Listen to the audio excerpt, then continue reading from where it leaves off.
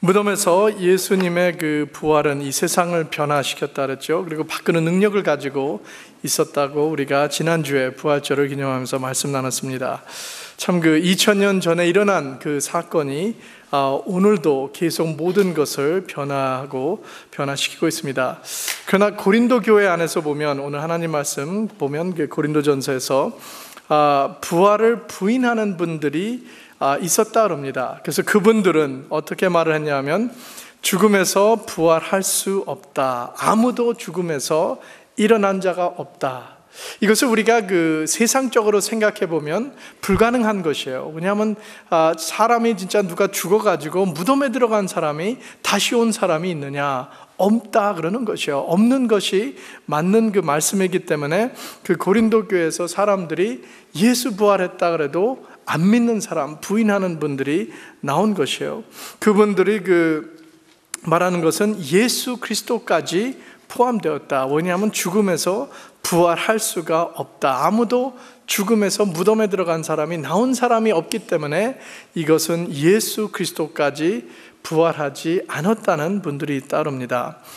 그래서 오늘 하나님 말씀 보면 사도 바울이 만일, but if 하면서 질문을 하고 있습니다. 그래서 참 그 사도 바울은 학자였어요. 그 바리새인으로 해서 율법을 배운 사람이기 때문에 그 법에 대해서 잘 알아서 그 법적으로 따지는 것, 그 logical reasoning을 잘해가지고 해서 여기서도 말씀 보면 만일 하면서 이유를 냅니다. 혹시 우리가 그러면 부활이 없다고, 너희들처럼 부활이 없다고 말을 하면 그 결과, 그 consequence를 우리가 있는 것을 보겠다 하고 20절에 결론을 내립니다. 그래서 첫 번째 보면 우리가 만일 부활이 없었다 그러면 14절에 우리의 전한 것도 헛것이요. 헛것이란 것은 쓸모없는 것, 아무 가치가 없다. useless and nothing. 참 고린도전서 15장 1절부터 11절 말씀 보면 예수 그리스도의 부활을 벌써 전파했고 이것을 이미 다 믿고 있는 사람들인데 그 중에서도 부인하는 분이 있었다는 것이에요.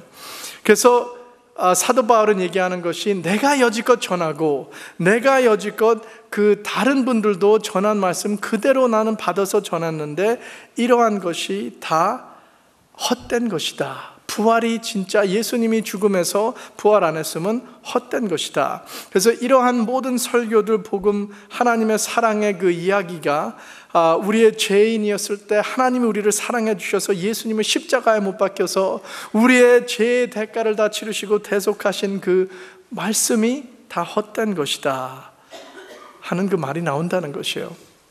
그래서 참 예수님이 죽음에서 장사한 후에 3일에 부활한 것도 다 전한 것이 헛된 것이다. 시간 낭비였다는 것이에요. 우리들이 이러한 것이 진짜 부활이 없었다면 전하는 것, 말씀 듣고 설교하는 것 모든 것이 다 헛되고 시간 낭비고 참 쓸데없는 그것이고 참 우리가 생각했을 때는 우리가 돌덩어리 앞에서 기도하는 것과 똑같다는 것이에요. 사도 바울이 생각하라는 것이요. 너희들이 진짜 우리의 전한 것이 헛된 것이냐. 두 번째로 보면 또 우리의 믿음도 헛것이다는 것이에요. 우리가 예수 그리스도 부활을 안 하셨다는 것을 너희들이 주장하면 그 말이 옳으면 그 말이 맞으면 우리의 믿음도 다 헛것이다. 왜냐하면 우리의 신앙 고백에도 보면 무덤에서 부활하신 예수 그리스도를 믿는다 그랬어요. 거짓을 믿으면 우리가 100년 동안 1000년도 믿어도 아무 소용이 없는 것이에요. 그렇게 되면 거짓을 믿으면 거짓의 능력이 없기 때문에 그것은 나중에 죽게 되는 것이에요. 오직 진리는 살아있게 됩니다. 능력 있는 진리는 살아있게 되고 우리는 부활하신 살아계신 예수 그리스도 우리 곁에서 걸어다니시고 동행하신, 나를 버리시지 않으신 하나님 아버지를 믿기 때문에 우리는 믿음이 헛된 것을 아니라는 것을 알고 있는 것이에요. 그러나 여기서도 계속 보면 예수님이 부활이 안 했으면 우리는 믿는 것이 무능이라는 것이에요. 예수 그리스도 이름으로 우리는 믿는 것이 아예 잘못된 거고, 그 소설 믿는 어린아이들이 소설을 믿는 것처럼, 어린아이들이 그 여왕 영자 그 믿는 거 있잖아요. 미키 마우스 같은 거, 그런 것도 믿는 거하고 우리가 다른 점이 없다는 것이에요. 이런 것이 헛된 것인데 우리의 믿는 것이 이렇게 헛되냐 하고 물어보고 있어요. 또 세 번째는 15절에 보면, 그러면 예수가 죽음에서 무덤에서 부활하지 않았으면 우리 모두 다 거짓 증인들이다. 다 거짓말하는 자들이다. 사도 바울도, 모든 제자들도, 선지자들도, 설교하는 모든 목사님들도, 저까지도 다 거짓말을 전하고 있게 된다는 것이에요. 이분에 또 여기서 예수 그리스도까지 포함되어야 됩니다. 왜냐하면 예수님도 말씀을 전했어요. 예수님도 자기 십자가 하기 전에도 내가 십자가에 못 박혀서 내가 죽은 후에 3일 후에 부활하겠다 하는 그 말씀을 전한다는데, 예수님도 거짓 증인이라는 것이에요. 다 거짓 증인인데 참 우리가 이러한 것을 다 보고 그래도 믿게 되냐? 그렇게 되면 에너지, 우리가 모든 이 시간을 다 낭비가 되고 예수 그리스도가 부활 안 한 그 거짓말을 하고 있는 것이 이해할 수 없는 일이 아니냐. 한번 상상해 보세요. 내가 거짓말을 전하고 내가 있다 그러면, 내가 잡혔을 때, 우리가 성도 여러분이 예수 그리스도의 복음을 전하면서 부활에 대해서 전했는데 이 부활이 거짓말이라면, 잡혔을 때 그 사람이 그 잡힌 사람에게 칼을 대고 너 부활을 믿으면 이 시간에 내 목을 잘라서 죽이겠고, 부활을 부인하면, 예수 그리스도가 죽어서 부활 안 했다는 것을 이제 너희 시인하면 살려주겠다 하면, 거짓말을 믿는 사람이 있겠어요? 없겠어요? 거짓말을 믿고 죽는 사람이 별로 없을 것이에요. 예수 그리스도에 믿는 제자들을 보면 거의 다 예수 그리스도의 부활을 시인했습니다. 그래가지고 죽을 때까지 순교당하면서도 예수 그리스도가 부활하셨다는 것을 부인하지 않았어요. 베드로, 시몬, 안드루, 빌립 다 순교당했어요. 사도 바울도, 도마도, 유다도 다 고통스러운 고문당하고 죽을 때까지 부활을 시인했어요. 사도 바울은 볼 때 그 기름에다가 끓는 물에다 그거 넣었대요. 넣어가지고 해서 선택하라 그랬어요. 너는 진짜 예수님이 부활한 것을 믿느냐 안 믿느냐. 믿으면 너는 여기서 이제 죽이고, 안 믿으면 살려주겠다 하는데도 계속 믿었다 그랬습니다. 그래서 그 안에서 죽지 않아서 나와가지고 또다시 또 죽였대요. 참 이러한 것을 볼 때 우리가 사실이 아니라면 거짓말을 잡고 죽는 것이 아니라랍니다. 캐나다도 법에 보면 사람이 죽기 전에는 모든 진실을 고백한다랍니다. 이것을 인정해서 그 dying declaration이라고, 사람이 죽기 전에, 임종하기 전에 어떠한 말을 하면 그것이 다 참된 말이라고 인정해요. 그래가지고 내가 언제 몇 년도에 누구누구를 어떠한 거 해서 잘못했다 그것을 고백하면 그것을 다 증거할 수 있도록 인정해 준다랍니다. 이것을 갖다 dying declaration 법이라고 해서, 사람의 다른 사람 말을 듣고 법정에서 증거를 못 주는데 사람이 죽기 전에 하는, 임종하기 전에 전하는 말은 전할 수 있게, 증거할 수 있게 인정을 해요. 이것은 무엇을 인정하냐 하면, 사람이 죽기 전에는 거짓말을 잡고 죽지 않는다. 반드시 솔직한 것을 모든 것 고백하고 그러하고 편안스럽게 죽는다. 그러한 인식이 세상 사람들도 있어요. 그러니까 여기서 볼 때 참 모든 것이 거짓이었다면 왜 거짓을 붙잡고 순교당했을까? 왜 거짓을 붙잡고 고통과 죽음을 당했을까? 이해가 안 되죠. 그 다음에 보면 부활이 없으면, 참 여기서 제일 중요한 말이 나와요. 우리는 여전히 죄 가운데 있을 것이다. 죄 가운데 있었다. 우리의 죄 사함 받지 못했다는 것이에요. 예수 그리스도가 부활하지 않았으면 모든 죄가 아직도 우리의 책임이 된 거예요. 예수님이 대속하지 못하셨고, 어린 양이 우리의 죄를 담고 어린 양이 십자가에 못 박혀서 우리의 대속해야 되는데 부활하지 않았으면 그것이 안 됐다는 것이에요. 왜 그러냐? 하나님 말씀 보면 두 가지가 있어요. 죽음과 부활이 있어야지 된다. 로마서 6장 23절 보면 그 죄의 싹은 사망이요 하나님의 은사는 그리스도 예수의 주 안에 있는 영생이라 그랬습니다. 죄의 싹은 사망이기 때문에 우리는 반드시 사망이, 죄 때문에 우리는 죽게 돼 있어요. 죄 때문에 지옥 가야 됩니다. 그러나 이 죄 사함 받으면 우리는 용서받고 천국 백성이 되는데, 로마서 4장 25절 말씀 보면 그 예수는 우리 범죄함을 위하여 내어 줌이 되고 또한 우리를 의롭다 하심을 위하여 살아나셨느니라. 살아나셨다는 것은 부활을 말하는 것이에요. 그래서 의롭다 하시다, justification, 우리가 하나님 앞에 의롭다 하심 받는 것은 그 어린 양의 피가, 예수님께서 십자가에서 흘린 보혈로 우리의 죄 대속한 것, 어린 양 보혈로 우리가 그 죄가 대속된 거 하나님이 받으시면서 인정하는 것이 의롭다 하심으로 세워주시는데, 그것이 언제 일어나냐면 살아나셨을 때, 부활하셨을 때 이것이 인정되고 하나님 앞에 의롭다 하심이 됐다는 것이에요. 그러니까 중요한 것을 우리가 볼 수 있는 것이 반드시 두 가지가 돼야 된다는 것이에요. 예수님이 십자가에 못 박혀서 죽으시고 그의 보혈이, 그 예수 그리스도가 무덤에서 들어가서 장사한 지 3일 후에 죽음 그 안에서 부활하신 것, 부활하셔야지 우리가 모든 것에 죄사함이 얻고 하나님 앞에 의인으로 우리가 인정받는 것이 된다는 것이에요. 의롭다 하심을 위하여서 살아나셨느니라 믿으시길 바랍니다. 살아나시지 않았으면 이것이 안 이롭다는 것이에요. 참, 이것을 볼 때 우리는 여전히 죄 안에 있는 것이죠. 예수님이 살아나시지 않고 부활이 없었다 그러면 우리는 여전히 죄 안에 있는 것이에요. 죄 사함이 없고, 또 예수 믿는 그 성도들이, 그 전에 죽은 사람들은 아예 죄 사함 못 받고 영원히 지옥 백성 됐다는 것이에요. 멸망받았다는 것이에요.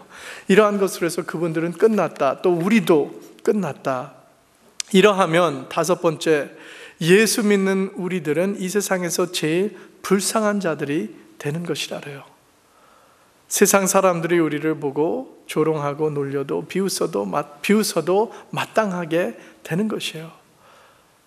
예수 그리스도가 부활하지 않았으면 우리가 믿는 것이 헛된 것입니다. 우리가 이 시간 나오는 것도 시간 낭비예요. 우리가 이 교회 건축한 것도, 참 우리 교회 이름도 부활교회인데 예수님이 부활이 없었다면 이 교회가 이름이 웃김되는 이름이에요.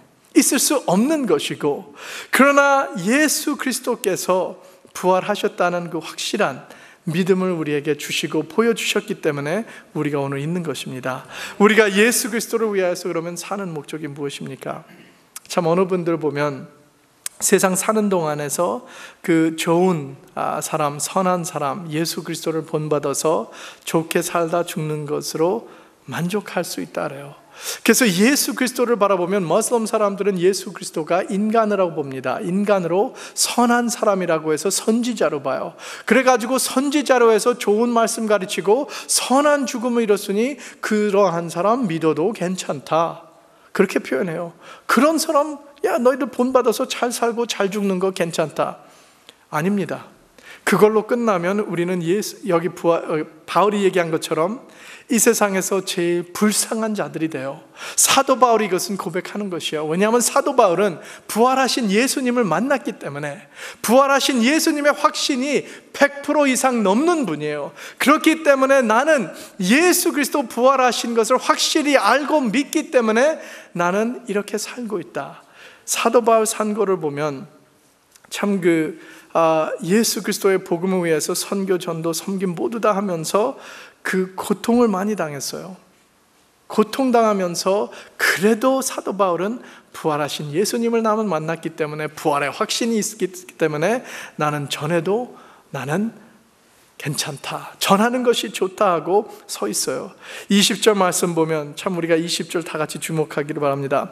그러나 이제 그리스도께서 죽은 자 가운데서 다시 살아 잠자는 자들의 첫 열매가 되셨도다. 첫 열매가 됐다 그랬어요. 죽은 자 가운데서 다시 살아나신 것, 부활하셨다. 예수 그리스도의 사명, 우리의 죄를 대속하신 구세주, 죄를 사하시는 예수 그리스도의 피 하나님께서 받으시고 인정해 주신 증거가 부활입니다. 사도 바울은 이 진리를 알고 믿었기 때문에 생명까지 바치고 복음을 전했어요. 고린도후서 11장 23절부터 27절 보면 바울이 복음을 위하여서 겪은 고생이 나와요. 매맞음, 감옥, 여러 번 죽을 뻔한 고생이 있었고, 뱀에도 물렸고, 참 보통 사람이 감당할 수 없는 고생을 당했는데도 견디는 이유가 예수 그리스도 부활한 능력을 믿기 때문에, 예수님이 부활한 예수님을 만났기 때문이에요. 예수 그리스도를 위하여서 사는 그 삶.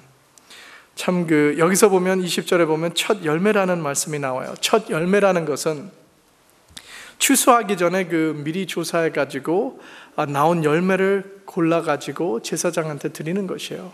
그래서 이 추수하기 전에 이러한 곡식이 나왔습니다. 제일 좋은 것을 먼저 따서 주님께 주는데, 이것이 어떠한 것을 약속하냐 하면 추수가 이제 나오니까 많이 추수할 것이 있습니다는 것을 상징하는 것이에요. 그래서 오늘날로 보면 이 첫 열매가 선금 거는 거하고 똑같아요. deposit. 우리가 어떠한 것을 차를 살 때 선금을 걸잖아요. 선금을 조그만 X를 걸어놓고 나머지는 내가 다 차를 가지러 갈 때 다 내겠다는 그 약속이에요. 그래서 첫 열매가 이러한 약속입니다. 예수 그리스도께서 잠자는 자들 중에, 죽은 자들 중에서 첫 번째로 제일 부활하셨기 때문에 우리도 예수 그리스도 믿는 성도들이 예수 그리스도 안에서 우리도 죽어도 부활하겠다는 것이에요. 부활하겠다는다. 이것을 볼 때 부활의 의미가 무엇입니까? 그러면 부활이 왜 중요합니까? 이것을 우리가 생각해 보기를 원합니다. 부활의 의미는 무엇이냐 하면 첫 열매로 보여주시면서 우리에게 더 있다는 것, more to come.